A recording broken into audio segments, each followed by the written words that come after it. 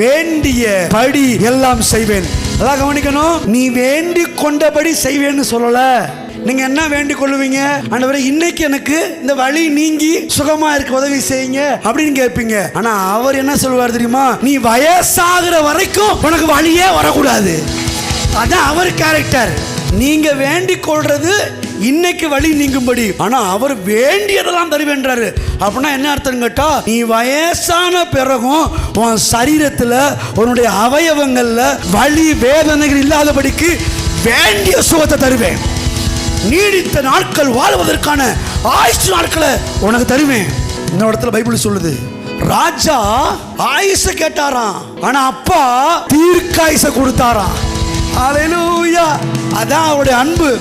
வேண்டுதல் படி அவர் செய்கிறவர் அல்ல, வேண்டிய மட்டும் செய்கிறாரு. ரெண்டு அர்த்தம் புரியுதுல்ல? நீ வேண்டிக் கொள்வதை தருவேன் அப்படின்றது நீங்க ஜெபம் பண்றதை தருவேன்றாரு. ஆனா நான் வேண்டியதெல்லாம் தருவேன் அப்படின்னா நீ வேண்டிக் கொள்வதற்கும் சொப்பனம் காண்கிறதற்கும் நினைக்கிறதற்கும் மேலாக அதிகமாக என்னுடைய வல்லமைப்படி கிரியை செஞ்சு உனக்கு வேண்டிய மட்டும் தருவேன்றாரு.